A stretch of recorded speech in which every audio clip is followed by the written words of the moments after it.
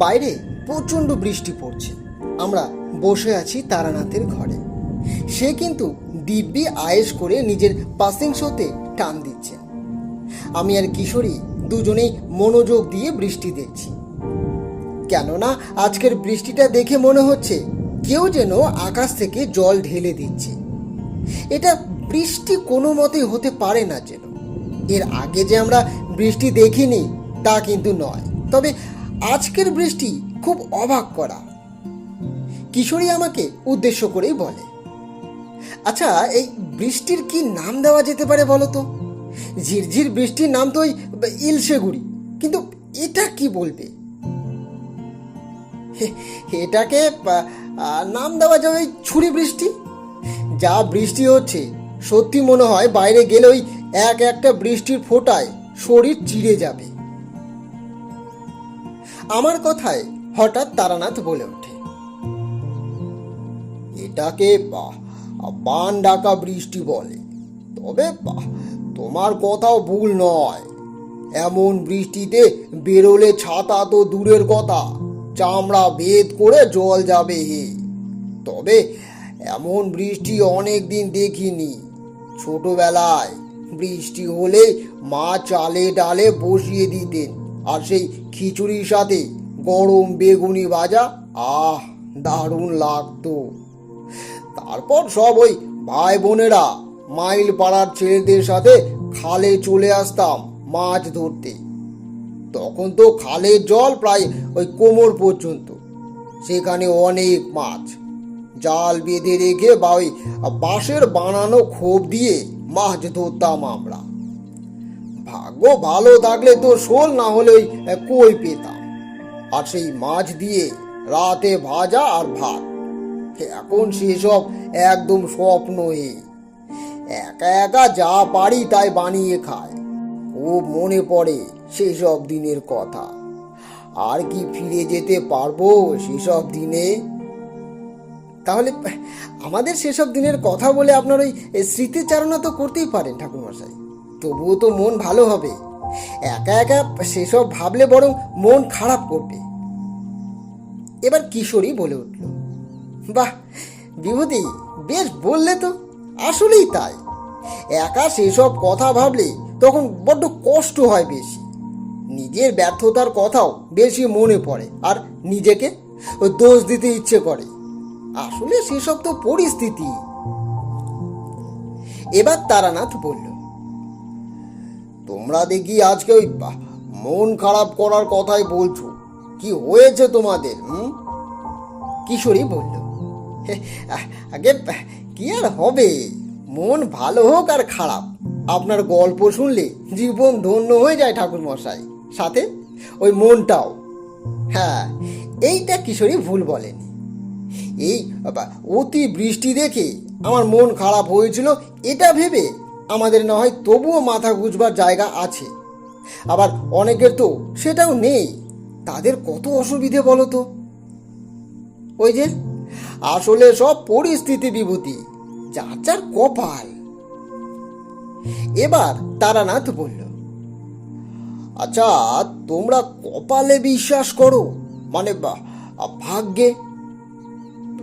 কি জানি, ভাগ্য বলে সত্যি কিছু আছে কিনা জানি না ঠাকুর মশাই। তবে কর্মের পর একটা ফল যে আছে, আর সেটা সবাইকে ভোগ করতেই হয়, সেটাই বিশ্বাস করি। এবার কিশোরী বলল, তবে আমার মনে হয় কপাল হলো আসলে নিজের ওই ধৈর্যের একটা পরীক্ষা মাত্র। না হলে কপাল বলে ওই বসে থাকলে তো আর কাজ জোগাড় হয়ে যাবে না। কি বলেন? বুঝলাম। তবে আমার মতে ভাগ্য বলে কিছু আছে, বুঝলি। এটা ঠিক যে যেমন কর্ম তেমনই ফল হবে।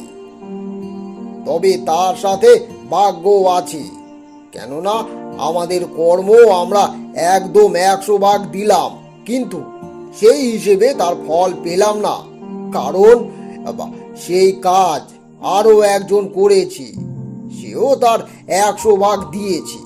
তখন দুজনের ওই মহোদয়ে একজন তো বলা ভালো ফল তা পাবে, আর সেটাই হলো কপাল, বুঝলে। এবার কিশোরী বলে উঠল, আপনার আপনার কথায় জোর আছে ঠাকুরমশাই, কিন্তু এটা তো নিজেদের বুদ্ধি আর ওই পরিস্থিতির উপর নির্ভর করে। হা হা হা হা। ঠিক আছে ঠিক আছে, একটা ঘটনা বলি, তবে বুঝতে পারবে আমি কি বলতে চাইছি, বুঝলে? আজকের ঘটনা অতি সাধারণ, কিন্তু তার মর্মার্থ কিন্তু অনেক। শোনোই তবে বলি। সেবার নরেন্দ্রবাবুর দ্বিতীয় আহ্বানে আমি গেছি তাদের এই গ্রাম কুমোর পাড়ায়। সেখানে তাদের প্রতি বছর নিজস্ব জলাশয়ে মাছ ধরার প্রতিযোগিতা হয়। সেটা তো দেখবই, সাথে আরও দেখব তাদের ওই বাড়ির বিশেষ আকর্ষণ হলো সেই জিতে যাওয়া মাছ দিয়ে বিশেষ এক পদ রান্না করা। আর সেই খাবার খাওয়ার জন্যই আমি সেখানে গেছি। মন বেশ প্রফুল্ল আমার। বাড়িতে ছিলাম বলেই মা সেই চিঠি সম্পর্কে জানতে পারেন। মা আমাকে বলেন, যাচ্ছিস যা, তবে তাড়াতাড়ি বাড়ি ফিরবি কিন্তু তারানাথ। আর যদি কোথাও যাস তবে কিন্তু ভালো হবে না বলে দিলাম। আমি মাকে শান্ত করতেই বললাম, মা এবার বাড়ি ফিরে আসবো, ভয় নেই। মন বড় বাড়ির জন্য কেমন কেমন করে, তাই এখন আর বাইরে থাকতে বেশি ভালো লাগে না। মা চলে আসবো, তুমি অত ভেবো না, না হলে তো তোমাকেও আর দেখতে পাবো না। বাবা, মায়ের জন্য মন কেমন করে তাহলে? হা, কেন করবে না মা, করে করে, কিন্তু কি করব, বেশি দিন বাড়িতে থাকলে মন আবার বাইরে যাওয়ার জন্য কেমন করে উঠেছে। এবার তো তোর একটা বিয়ে দিতে হবে রে তারানাথ। হা, হয়েছে, তাহলে আর বাড়ি ফিরছি না আমি। এটা বললে তো হবে না। সেদিনের মায়ের কথাগুলো খুব মনে পড়ে।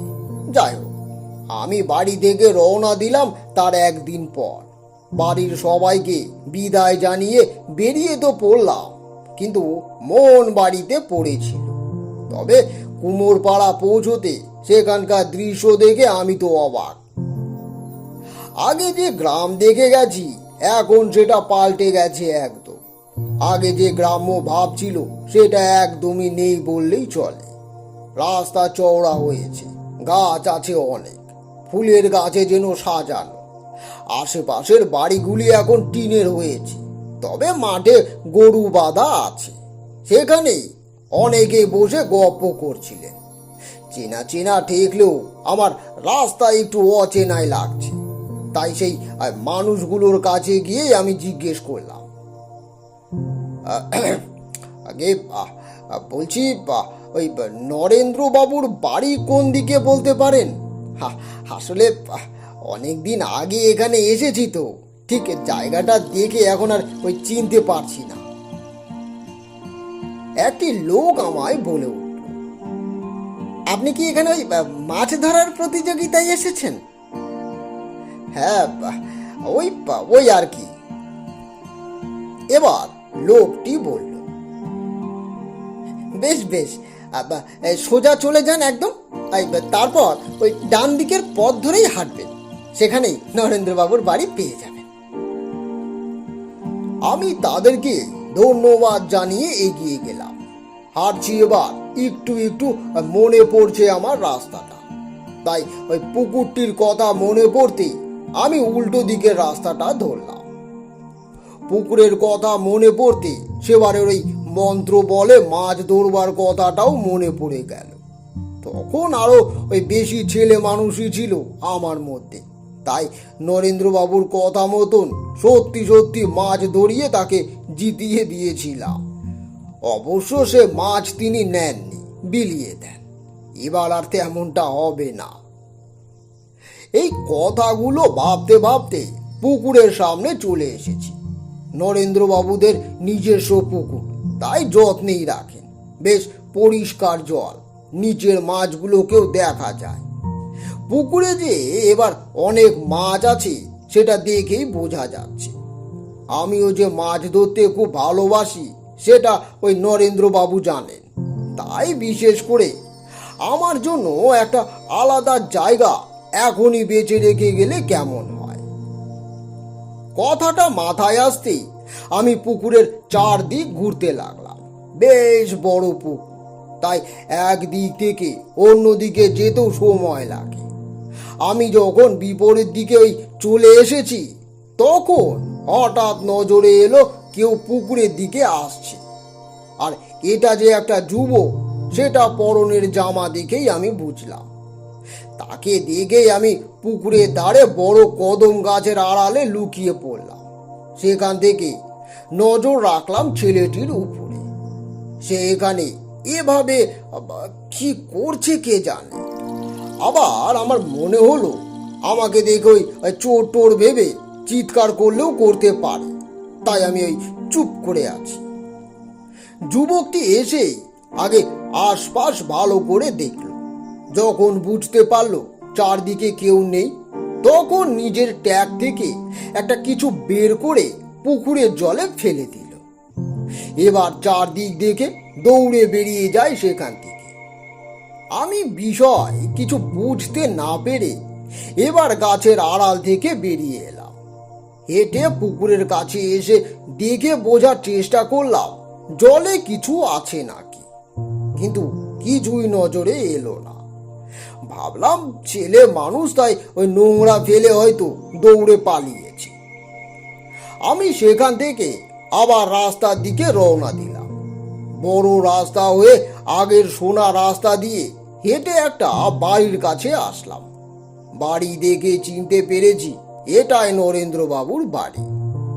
বাড়িখানা অবশ্য একই আছে, তবে এবার নারকেলের গাছ অনেক কয়েকটা লাগানো হয়েছে। আমি ভেতরে এলে বারান্দায় একটি লোককে শাক কুটতে দেখে বললাম, আগে নরেন্দ্রবাবু আছেন? লোকটি আমার দিকে তাকালো না পর্যন্ত, নিজের কাজ করতে করতে উত্তর দিল, না, উনি এখন বাড়িতে নেই, বাইরে গেছে ওই প্রতিযোগিতার কাজের জন্য। আচ্ছা, ঠিক আছে, আমি তাহলে এখানে বসি, তার অপেক্ষা করব। আমাকে তিনি আসতে বলেছেন আর কি। আমার কথায় লোকটি একটিও জবাব দিল না, নিজের কাজ করতে থাকে এক মনে। আমি উপায় না দেখে বারান্দার একদিকে গিয়ে বসলাম। সেখান থেকে বসে এবার বাড়িখানা দেখলাম। সত্যি আগের মতোই আছে। বছর খানেক তো হলো আমার এখানে আসা, তাহলে তো নীল আর আকাশ অনেক বড় হয়েছে। এখন দেখলে চিনতেই পারবো না হয়তো। আমার ভাবনার মাঝে ওই লোকটি কখন যে চলে গেছে সেখান থেকে কে জানে। একা একা বসে দেখে খুব খারাপ লাগছিল। একবার ভাবলাম অন্দরমহলে যাব, কিন্তু এভাবে খবর না দিয়ে যাই কি করে। শেষে সেখানে বসে দেখে ঘুমিয়ে পড়লাম। ঘুম যখন ভাঙলো, তখন দেখি ওই নরেন্দ্রবাবু আমাকে ব্যতিব্যস্ত হয়ে ডাকছেন, তারানাথ, তারানাথ, ও তারানাথ। আমার ঘুম ভাঙতে সব কিছু দেখে মনে করার চেষ্টা করলাম আসলে আমি কোথায়। নরেন্দ্রবাবুকে দেখে তারপর মনে পড়লো আমি কুমোর পাড়ায় এসেছি। এবার নজর গেল নরেন্দ্রবাবুর দিকে। তিনি লজ্জায় আর রাগে রাঙ্গা হয়ে উঠেছেন, পারে তো কেঁদেই ফেলেন। আমি উঠে দাঁড়িয়ে বললাম, ও চলে এসেছেন, বাহ বাহ। এবার নরেন্দ্রবাবু বলল, ছি ছি ছি ছি ছি, আপনাকে এভাবে বাইরে বসিয়ে রেখেছে, কেউ আসেনি? আসা তো দূরের কথা, কেউ খাবার পর্যন্ত পাঠায়নি। ভগবান, আমার যে কত বড় পাপ হলো। আহা, কি বলছেন এসব? কেউ জানে না যে আমি এসেছি। আপনি শান্ত হন, শান্ত হন। না না, তা কি করে হয় তারানাথ? তুমি আমার অতিথি, আমি নিজে তোমাকে ডেকে এনেছি, আর এসে কিনা অপমান। হতচ্ছাড়া ওই হরিপদ এখানে শাক কাটছিল, তাই না? ওর শাক কাটা আমি আজ ঘুচিয়ে দেব। দাঁড়ান দাঁড়ান। এই বলেই তিনি বারান্দা থেকে নেমে একদিকে চলে গেলেন। আমি হতবাক হয়ে দাঁড়িয়ে আছি। তখন অনেকেই সেখানে এসেছে। নরেন্দ্রবাবুর স্ত্রী আর ওই পরিচারিকারাও মাথায় ঘোমটা দিয়ে এসে দাঁড়ালো। তার স্ত্রী অনু তখন বলল, রাম, তুমি যে এসেছো সত্যি সত্যি আমরা জানতাম না। হরিপদ কেন যে বললো না কে জানে। তারানাথ, তারানাথ, তুমি তুমি মাফ করে দাও আমাদের, আমাদের বড্ড ভুল হয়ে গেছে তারানাথ। আমি উঠে দাঁড়িয়ে বললাম, আরে ঠিক আছে, এতে তো মাপ চাওয়ার কি আছে। হরিপদ তখন কাজ করছিল, ও বুঝতে পারেনি। এবার অনু বলল, ও কাজে আসলে নতুন এসেছে তো, সবাইকে তো চেনে না, তাই বলে অতিথির সাথে এমন করবে? ভুল করে ফেলেছে, সে ঠিক আছে। এই তো এখন আপনারা এসেছেন, তাহলেই হবে। কিন্তু ওই নরেন্দ্রবাবু আবার কোথায় গেলেন? ওই হরিকে ডাকতে গেছে হয়তো। সেই সময় নরেন্দ্রবাবু বাড়ির পাশের বাগান থেকে একজনের হাত ধরে টানতে টানতে নিয়ে আসে। মানুষটা সামনে আসতেই দেখি সে হরিপদ। সে কাচুমাচু মুখে দাঁড়িয়ে আছে। আমি এগিয়ে এসে নরেন্দ্রবাবুকে বাধা দিয়ে বললাম, আরে কি হয়েছে কি? ও কাজে ব্যস্ত ছিল, তাই তাই আর কি। না না, তাই বলে বাড়ির ভেতরে খবর দেবে না? তুমি এখানে এখানে এভাবে ঘুমিয়ে আছো? ছি ছি ছি ছি ছি। এবার হরিপদ বলল, বাবু বাবু বাবু বাবু বাবু বাবু ভুল হয়ে গেছে বাবু, আমি বুঝতে পারিনি বাবু, আর হবে না, আর হবে না বাবু। এবার নরেন্দ্র বলল, আমি শুধু এটা তারানাথের জন্য বলছি না, যে কেউ এলে আগে তাকে বসতে দিবি, তারপর কি জিজ্ঞেস করার আছে জিজ্ঞেস করবি। তুই খুব ব্যস্ত তাই না? পা ধর, পা ধর বলছি। হরিপদ দমকে আমার পা ধরতে এলে আমি তাকে বাধা দিয়ে বললাম, আহা, চি চি চি চি, এমন করবেন না। আপনি আমার থেকে বয়সে অনেক বড়। হরিপদ কাঁদো কাঁদো গলায় বলে, আমাকে আমাকে মাফ করুন, আর এই ভুল হবে না কথা। আচ্ছা ঠিক আছে, আপনি আপনি ভেতরে যান, ভেতরে যান। হরিপদ চলে যেতে আমরাও ভেতরে আসলাম। এ বাড়িতে আসা মাত্র যে ঘটনা ঘটলো, সত্যি আমার খুব খারাপ লেগেছে। অনুদেবী আমাকে খাবার দিতে এলে আমি তাকে বললাম, না, হরিপদর সাথে এমন না করলেও পারতেন, এটা উচিত নয়। ভুল সবার হতেই পারে, আমার জন্য কেউ ওই অপদস্থ হবে সেটা আমি চাই না আসলে। এবার নরেন্দ্রবাবু বললেন, ছি তারানাথ, এভাবে বলো না, ওকে একটু ভয় দেখানো দরকার ছিল, না হলে এমনি খামখেয়ালি ধরনের মানুষ, তাই ওকে ভয় দেখাতে এই কাজটা করা। এখন যদি ঠিক হয় আর কি। ও আচ্ছা আচ্ছা, তাহলে ঠিক আছে। আপনারা কেমন আছেন এবার বলুন তো? অনেক কিছুই তো পাল্টে গেছে দেখছি। এবার নরেন্দ্রবাবু বললেন, হ্যাঁ, অনেক কিছুই পরিবর্তন করেছি, আমরা এমনি ভালোই আছি। তোমার বাড়ির সবাই কেমন আছে? আমরা তো ঠিকই আছি। মা বলেছে এবার বাড়ি ফিরলে নাকি বিয়ে দেবে। ভাবছি আর বাড়ি ফিরবো না, আপনাদের এখানে দেখে যায়, কি বলেন? এবার অনুদেবী বললেন, এটা একদম করবে না, বাড়ি যাবে আর বিয়ে করবে। তোমার বউয়ের খুব দরকার, না হলে এভাবে আর কতদিন বাইরে বাইরে ঘুরবে শুনি? আমি হেসে ফেলি, হা হা হা হা। আমার মার অনুদেবীর মধ্যে কোনো তফাতই নেই সত্যি। এবার নরেন্দ্রবাবু বললেন, সে যাই হোক তারানাথ, তারানাথ, তোমাকে কিছু আমি বিশেষ একটা দায়িত্ব দেব, না করতে কিন্তু পারবে না। আমি অবাক হয়ে বললাম, দায়িত্ব? বাবা, কি সেটা? এবার নরেন্দ্রবাবু বললেন, আগে খাওয়া শেষ করো, হাত মুখ ধুয়ে এসো, তারপর বলছি। অগত্যা আর দেরি না করে হাত মুখ ধুয়ে খেয়ে নিলাম। তারপর নরেন্দ্রবাবুর সাথে তার বৈঠকখানায় এসে আমি বসলাম।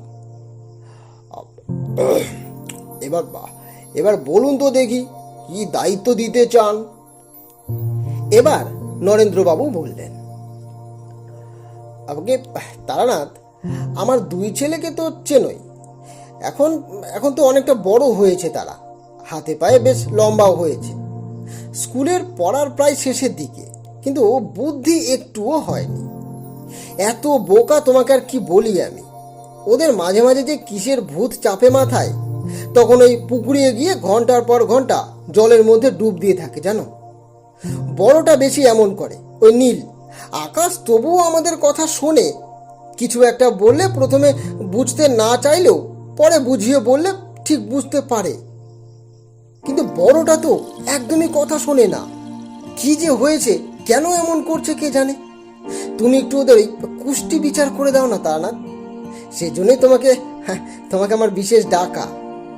একেই তো নজর দিতে পারছি না, এদিকে ব্যস্ত আছি। তার মধ্যে ওদের এই অত্যাচারে আমার স্ত্রী তো নাজেহাল। পরিচারিকাগুলো পর্যন্ত ওদের নালিশ করছে জানো। এত দুরন্ত যে তোমাকে কি বলি আমি। ছোটটাকে তবুও বুঝিয়ে না হয় ঠিক করা যাবে, কিন্তু বড়টা বড্ড গোয়ার হয়েছে তারানাথ। আচ্ছা ঠিক আছে, আমি দেখছি কি করা যায়, কিন্তু এ বয়সও তো এমন হবে। আপনি মনে হয় একটু বেশি ভাবছেন। এবার নরেন্দ্রবাবু বললেন, না, আমি হয়তো সবটা গুছিয়ে তোমায় বলতে পারলাম না। আমার স্ত্রী ভালো বলতে পারবে তোমায়, তাহলে তুমি বুঝবে ওদের অত্যাচারটা কি পরিমাণে। নরেন্দ্রবাবু ডাক দিলেন অনুদেবীকে। অনুদেবী কিছুক্ষণ পর হাতে পানের বাটা নিয়ে এলেন। আমাদের পান দিয়ে তিনি বললেন, শুনলে বুঝি আমার দুই ছেলের কথা? ওদের কীর্তির কথা শুনেছ? একটু কিছু শুনলাম। আর যদি আপনি কিছু বলতে চান তাহলে বুঝবো অসুবিধেটা কোথায়। না হলে এই বয়সে তো এমন একটু আধটু দুষ্টমি সবাই করে।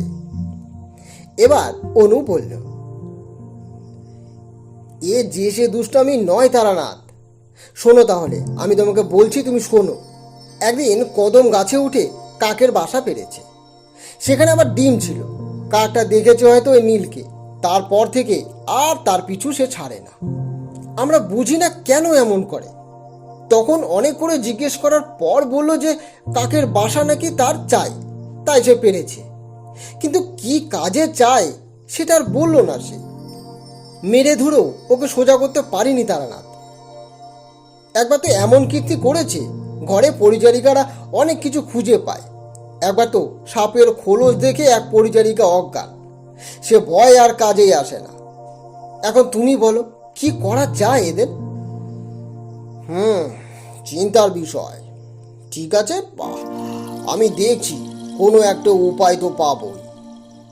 এবার অনুদেবী বললেন, নীলের সাথে সাথে ছোটটা বিগড়ে যাচ্ছে। সে যেতে চায় না ওর সাথে, কিন্তু জোর করে ওকে নিয়ে যায় সে। বোঝালেও ঠিক বোঝে না। এখন তো পড়াশোনাও করবে না বলছে। কি করবো আমি বলো তো তারানাথ?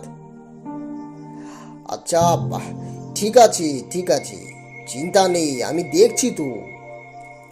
অনুদেবীকে ভেতর থেকে ডাকতে তিনি চলে যান। আমি নরেন্দ্রবাবুর সাথে আরো কিছুক্ষণ কথা বলে আমার ঘরে আমি এলাম। আমার ঘরখানা ওনাদের বাড়ির পাশে। সেখান থেকে বাইরেটা সম্পূর্ণ দেখা যায়। তাই আমার থাকতে মন্দ লাগে না। ঘরে এসে শুয়ে পড়লাম টান হয়ে। এখন তো আর কাজ নেই। কাল থেকে দেখে শুনে কোনো কাজে যোগ দিলেই চলবে। পরদিন সকালে উঠে আগে ভেতর বাড়ি আমি এলাম। হরিপদকে বলে কাজ খুঁজছি। তখন দুটি ছেলে এসে আমাকে প্রণাম করল। রাতে অনুদেবী দাঁড়িয়ে আছেন। এবার অনুদেবী বললেন, এই যে তারানাথ, এ হলো নীল আর আকাশ। দেখো কত বড় হয়ে গেছে না? কিরে, তোদের এই কাকাকে মনে আছে? আকাশ আর নীল মাথা নেড়ে দুজনেই না বলে। আমি ওদের আদর করে দিতে ওরা পালিয়ে যায়।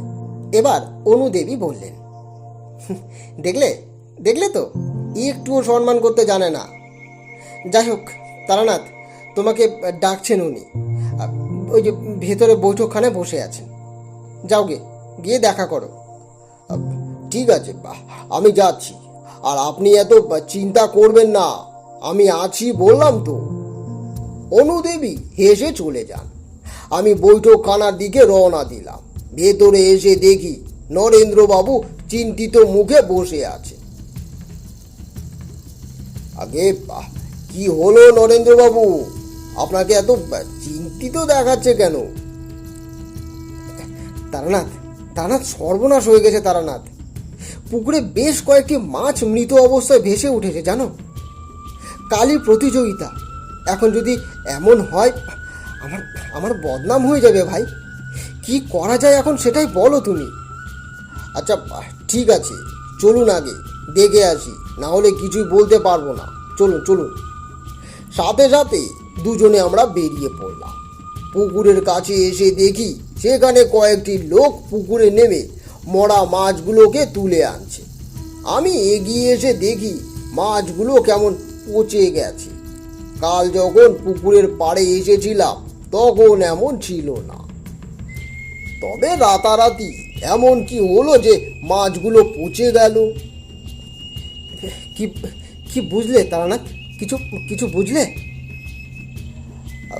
দেখুন, আমার মনে হয় কোনো বিষ জাতীয় কিছু খেয়েছে মাছগুলো, না হলে এমনভাবে পচে যাবে কেন? তখনই আমার মনে পড়লো কালকের সেই যুবকটির কথা, যাকে আমি পুকুরের পাড়ে কিছু ফেলতে দেখেছি, কিন্তু ও কি ফেলেছে সেটা জানি না। তবে কি সেই ছেলেটি এমন কিছু ফেলেছে তার জন্য মাছগুলো মরে গেছে? এটাও সম্ভব, কিন্তু নরেন্দ্রবাবুকে বলে তাকে ভয় পাইয়ে দিলে চলবে না। কথাটা মাথায় আসতে কালের ঘটনা না বলেই বললাম, বলছি পুকুরের জল একটু তোলার ব্যবস্থা করুন তো, দেখি কি আছে জলে। আমার কথা শোনা মাত্র তিনি লোকগুলোকে বলে এক ঘটি জল তুললেন। আমি সেই জল নিয়ে আমার শক্তি প্রয়োগ করে বোঝার চেষ্টা করলাম আসলে যুবকটি কিছু বিষ ফেলেছে নাকি অন্য কিছু।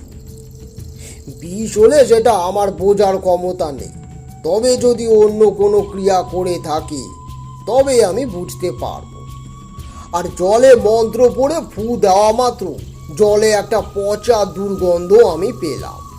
কালো হয়ে গেল সেই জল। নরেন্দ্রবাবু সেটা দেখেই তিনি বললেন,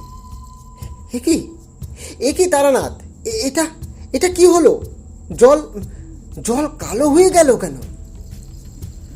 আমার মনে হয় জলে কেউ নিম্নমানের ক্রিয়া করেছে, কারো আপনার প্রতি হিংসে দেখে এই কাজ করেছে, যাতে কালকের প্রতিযোগিতা ভালো না হয়, বুঝলেন? এবার নরেন্দ্রবাবু বললেন, এটা কিভাবে সম্ভব? এই পুকুর তো আমার একার নয় তারানাথ, এই পুকুর সবার। তবে কেন এমন কেউ করবে? আর মাছ তো আমি সবাইকে বিলিয়ে দিই। বুঝতে পারছি, কেউ তবে অভিনয় করে এইসব করছে, ভালো মানুষের আড়ালে এইসব করছে, কিন্তু সে জানে না এসব নিম্নমানের ক্রিয়া করে কোনো লাভ নেই। আমি এক্ষুনি সব ঠিক করে দিচ্ছি, দাঁড়ান, আপনি শান্ত হন, আমি দেখছি সবটা।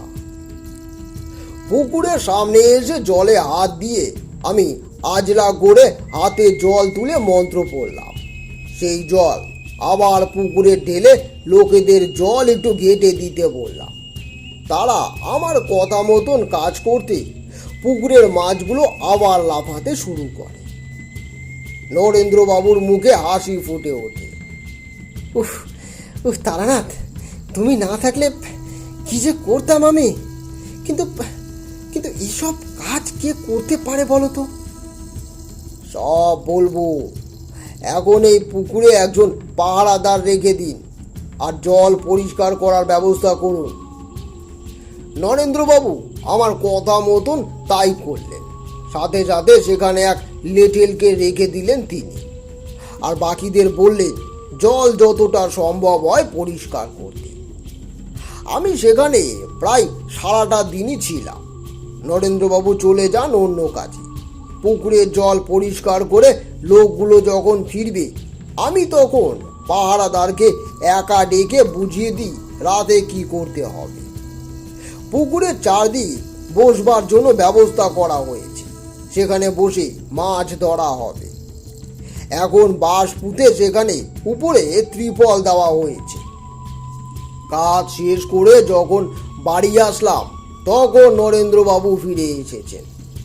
আমাকে দেখে তিনি বললেন, তারানাথ, আর কোনো বিপদ হবে না তো তারানাথ? আমি আছি তো নাকি, আর কিচ্ছু হবে না, আমি আছি। তাকে এ কথা আমি তো বললাম, কিন্তু আমার মনে একটা সন্দেহ রয়ে গেল। তাই ঠিক করলাম রাতে আমি নিজে এসে একবার পুকুর দেখে যাব, দরকার পড়লে পাহারাও দেব। রাতের খাবার তাড়াতাড়ি শেষ করে আমি একখানা লণ্ঠন চেয়ে নিই।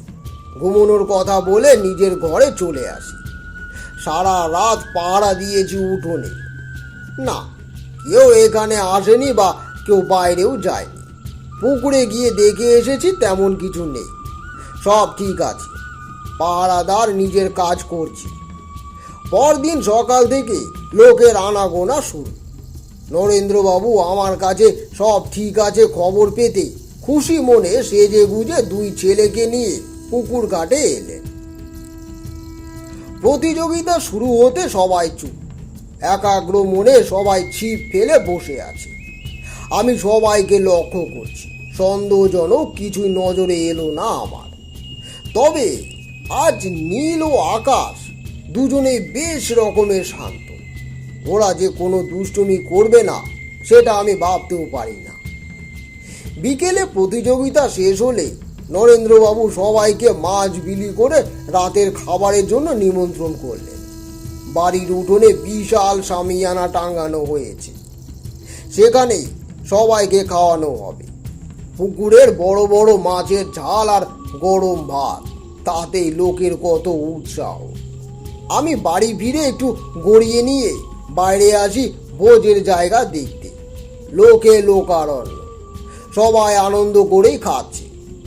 গ্রামের লোকেরাই রান্না করছে, আবার তারাই পরিবেশনও করবে। সেখান থেকে এবার রান্নার জায়গায় আমি এলাম। বেশ কয়েকজন রান্না করছে। তাদের কাজ দেখতে দেখতে হঠাৎ এক মশলা বাটা দেখে এক রাঁধুনিকে সেটা দিতে মানা করলাম আমি।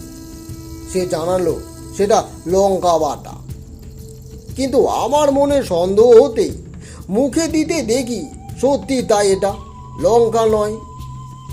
দেবেন না এটা, কে মশলা বাড়ছে, এটা বিষ, লোকে খেলে সবাই অসুস্থ হবে, ফেলে দিন এটা।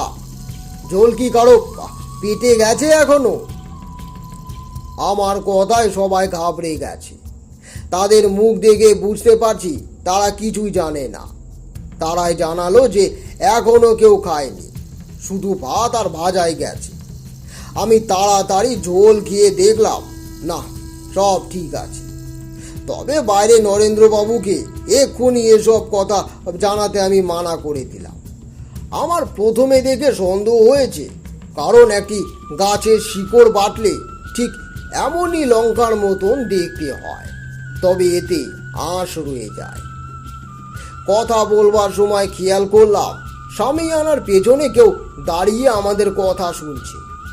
আমি দৌড়ে যাই দেখবার জন্য, কিন্তু শুধু পেছনটা নজরে আসে আমার। কেন যেন মনে হলো সেদিনের সেই যুবকটি, সেই জামাটি সে পড়ে আছে।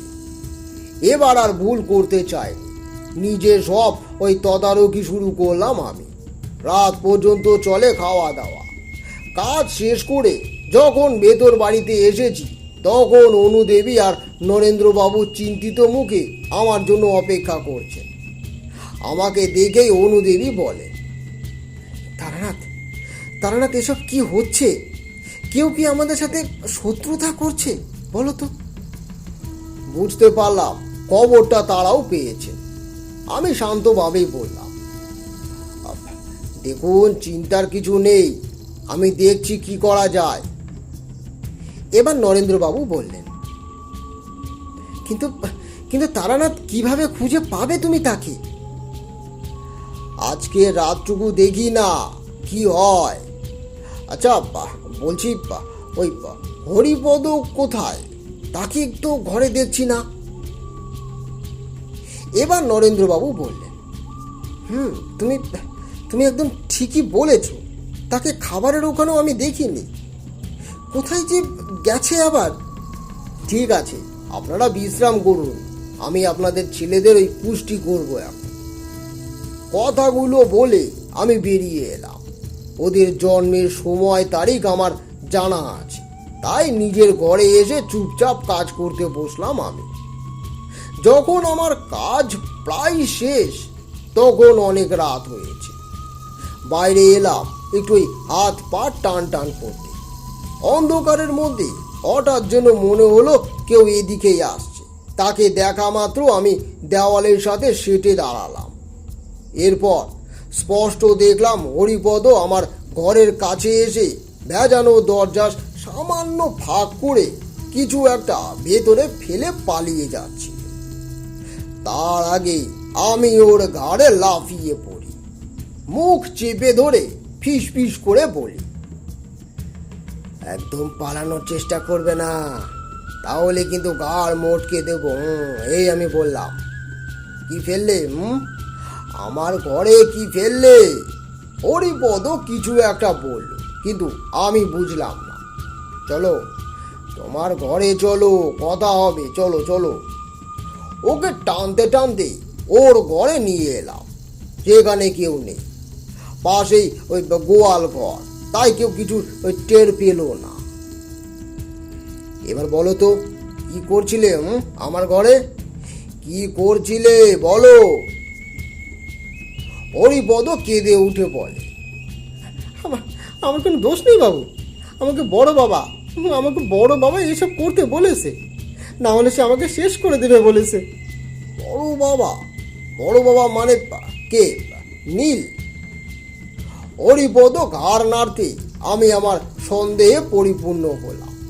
কারণ প্রথম দিন ওকে দেখেই ওর কপালে দেখেছি একটা খারাপ চিহ্ন, আর দ্বিতীয়ত দিন যখন আমার পায়ে ও প্রণাম করেছে তখন সে আমার পায়ে হাত দেওয়ার নাম করে কিছু যে একটা করলো সেটা আমি পরিষ্কার বুঝতে পারি, কিন্তু সঠিকভাবে বুঝতে না পারায় আমি কিছু বলিনি তখন। আর যখন ওর কুষ্টি বিচার করছি তখন পরিষ্কার সেখানে দেখলাম এক ভয়ানক যোগ আছে ওর ভাগ্য ফেরে, সাথে নরেন্দ্র বাবুদেরও বিপদ। সে এখন কোথায় বলো? সে এখন কোথায় আছে?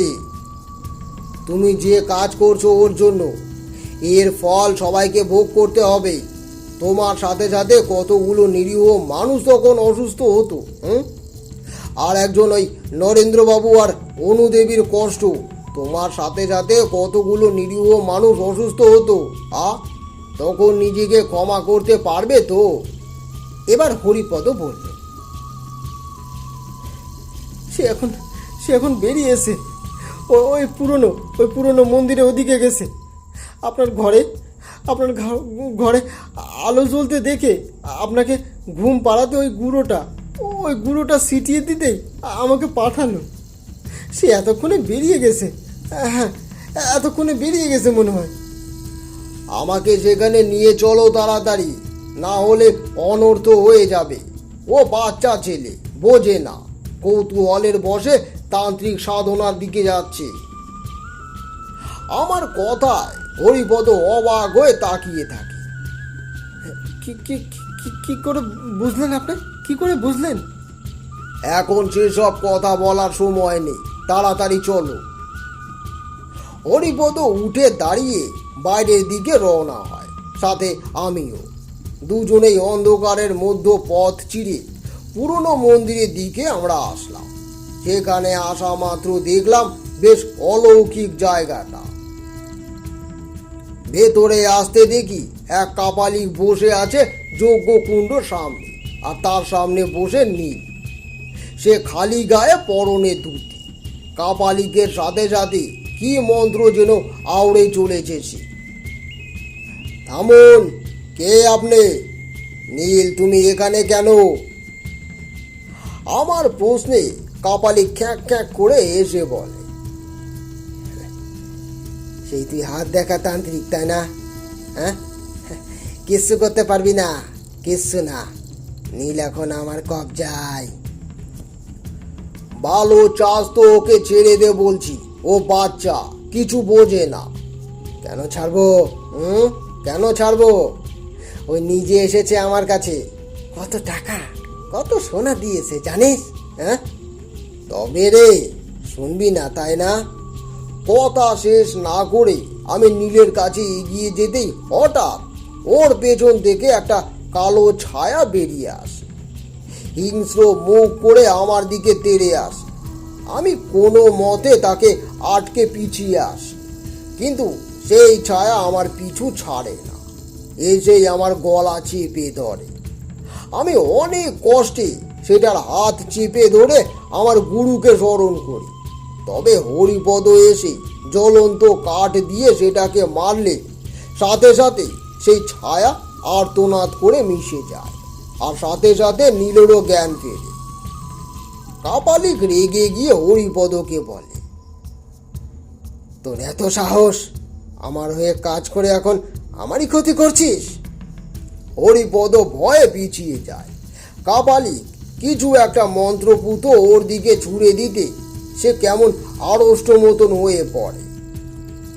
আমি উপায় না দেখে সামনে দেখা গঙ্গার জলের ঘটি নিয়ে তাতে মন্ত্র পড়ে হরিপদ আর নীলের গায়ে ছিটিয়ে দিই। এবার আমি বলে উঠলাম, নীল, উঠে এসো, ওই কাপালিক ভালো নয়, সে তোমাকে বাজে দিকে নিয়ে যাচ্ছে।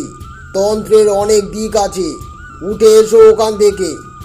সে তোমাকে শুধু নিজের কাজে লাগাচ্ছে, চলে এসো।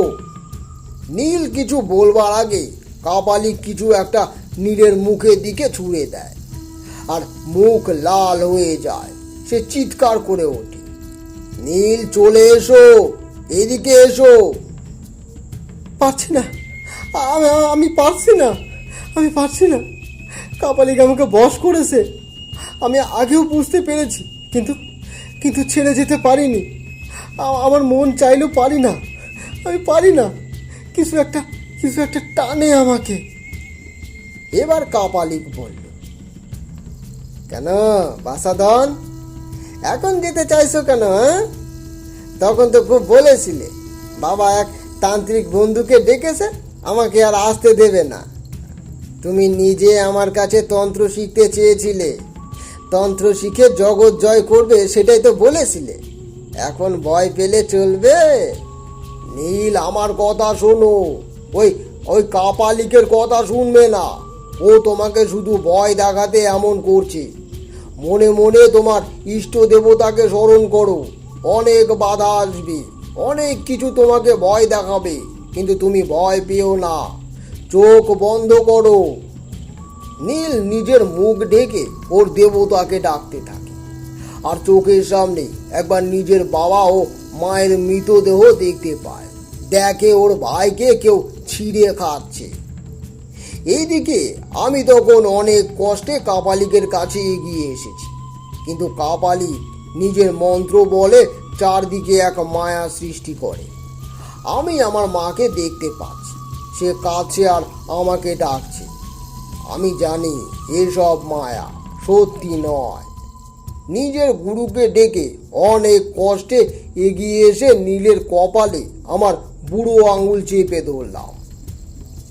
আমার মধ্যে যা যা শক্তি আছে ওকে দেওয়ার চেষ্টা করছি আমি। সে জ্ঞান হারাতে হরিপদকে ডেকে ওকে নিয়ে যেতে বলি আমি। কাপালিক তখন পালানোর ব্যবস্থা করছে। আমি দৌড়ে গিয়ে ওর উপরে ঝাঁপিয়ে পড়ি। অনেক কষ্টে আগে লোকটির হাত বেঁধে ফেলি আমি, সেটাই ওর আসল শক্তি। এরপর ওদের বাড়ি পর্যন্ত নিয়ে এসে লোকজন ডেকে নরেন্দ্রবাবুদের ঘুম ভাঙিয়ে তুলতে অনেকটা সময় যায়। নরেন্দ্রবাবু আমার কথা শুনে বলে,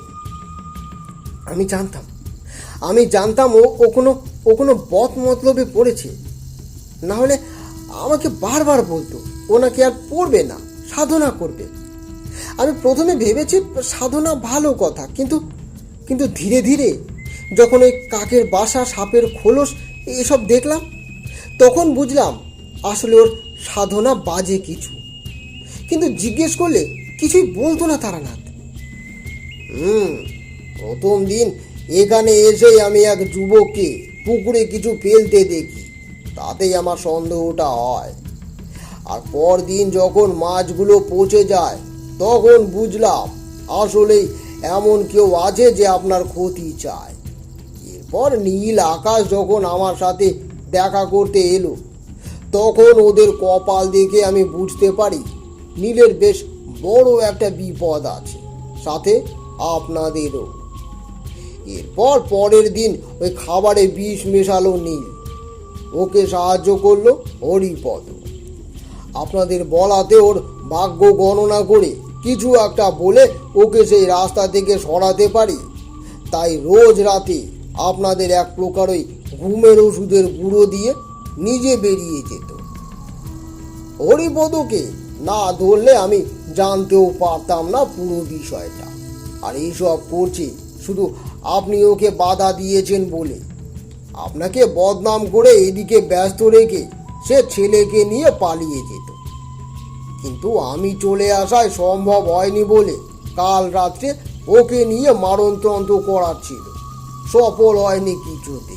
নীল বুঝতে পারেনি কাপালিক আসলে লোভে ওকে নিজের সঙ্গে নিয়েছে। সে ওকে কিছুই শেখায়নি, বরং বশ করেছে অত টাকা সোনা দেখে। ভেবেছে ওকে নিয়ে আটকে রেখে আপনাদের কাছে অনেক টাকা পাবে, কিন্তু শেষ মুহূর্তে আমি সব বুঝতে পারায় সেসব নষ্ট হয়ে যায়। নীল ভেবেছে যে সে কাজ শিখেছে, আর কাপালিকের কথায় হরিপদকে ভয় দেখিয়ে নিজের কাজ সে করাত। আর আমি এসব বুঝতে পারি, ওদের কুষ্টি বিচার করি, তাই আপনাদের না জানিয়ে চলে যায়। অনুদেবী কাঁদতে কাঁদতে আমার পায়ে লুটিয়ে পড়ে। আমি তাকে শান্ত হতে বলি। পরিচারিকারা এসে তাকে নিয়ে যায়। হরিপদ নরেন্দ্রবাবুর কাছে মাফ চায়।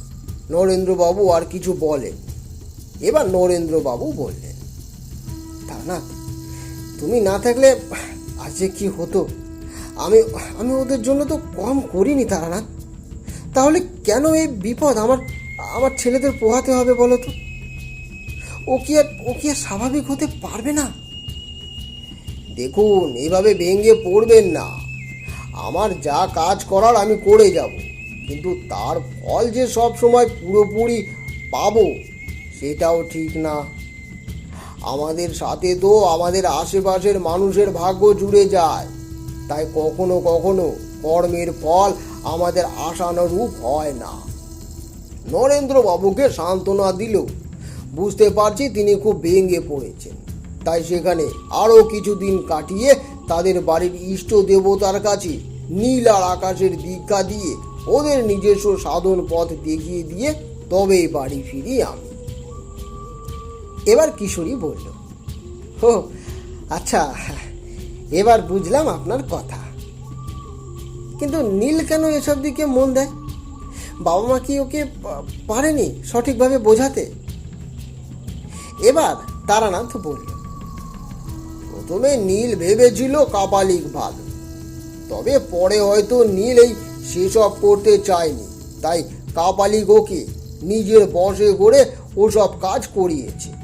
আর সেটা নিজেও পরে বুঝতে পারে বলেই শেষে আমি বলতেই সে যোগ্য ছেড়ে উঠে দাঁড়িয়েছে। আমরা দুজনেই একই সাথে হুম করে উঠলাম। তখনই বাইরে বিকট শব্দে বাজ পড়ল। চমকে উঠে বাইরে তাকাতে দেখি এখনো বৃষ্টি পড়েই যাচ্ছে। আজ মনে হয় এ বৃষ্টি থামবার নয়। ধন্যবাদ গল্পটি শোনার জন্য। গল্পটি ভালো লাগলে চ্যানেলটি সাবস্ক্রাইব ও একটি লাইক করে রাখবেন। পরবর্তী গল্প খুব শীঘ্রই আসছে।